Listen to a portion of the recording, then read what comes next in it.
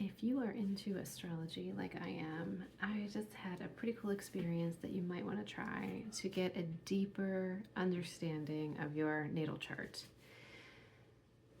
If you, I'm going to just talk about it here. I'm not going to record it as a meditation. If you feel like that might be helpful, let me know and I can do that for us. But the first thing you want to do is have your natal chart near you. I use astro.com or AstroDienst as the free chart drawing software that I find easiest to use. Some people use the Pattern app. Some people use AstroSeek, Cafe Astrology. There are lots of places where you can get a free natal chart printout. But you'll want that with you. You'll also want to know where your directions are, your cardinal directions, north, east, south, and west. So find yourself in a place where you know the cardinal directions and where you have your natal chart in front of you. Orient yourself to the sky. So east is to my left because I'm facing south. North is behind me. West is to my right and south is straight ahead. You can orient yourself facing south, or I would suggest orienting yourself facing a cardinal direction, either north or south. That seems to be easier for people. And then if you look at your natal chart, your chart is also oriented by the cardinal directions. Your ascendant or your rising sign, which starts your first house, is in the east. And your midheaven, or your 9th and 10th house, is in the south. So you can start to imagine the house that holds my rising sign is to my left in the east. The house that rules my vocation and career and my beliefs is in the southern sky, where the sun is the hottest in the daytime, where things are most illuminated, where my relationships and my one-on-one contact with other people, sort of the world of intimacy for me, the 7th house, where the descendant is to my west, the place of the setting sun, or stillness and repose and relaxation. And then the house that rules my roots, my ancestry, the 4th house, is in the north. And in my tradition, we say all things come from the north. So behind me is the north wind that brings the challenging weather, the northern mountains, which bring the traditions, the source of the springs and wells and races, and the clear water that runs through my family line all comes from the north, from the 4th house behind me. And we can then start to sit in that astrological landscape where, oh my gosh, here to my east is my rising sign. What is my rising sign? Well, mine is Capricorn. So my eastern sky is a mountain that wants me to climb it so I can see a vista and bring that wisdom into the world. That's the landscape that I see in the east. In the south is Libra, my 10th house. It's community, it's relationship, it's collaboration, cooperation.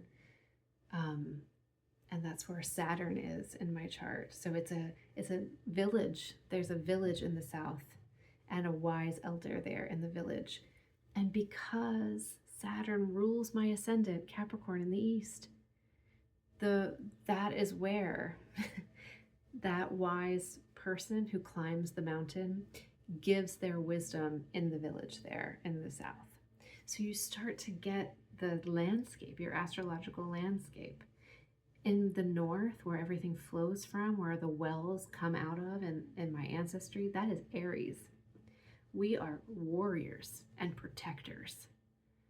We want to take the reins. It's a cardinal fire sign. Like, we want to initiate something. My people are initiators, and I can feel that pressing at my back from the north. In the west is Cancer, the watery world of emotions and motherhood. That is where I find gentle repose in emotionally continent relationships of nurturing. So it's your turn. I've told you about my landscape, but set some time aside and start to dream into your inner spiritual astrological landscape to understand the influence of the houses and the signs in this sort of visual way.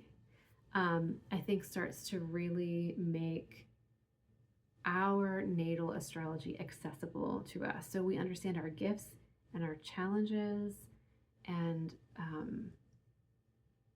what parts of the sky are just packed with action and what parts of the sky are quiet. So back here in the northeast sky for me would be like my third house, Pisces. I have nothing there.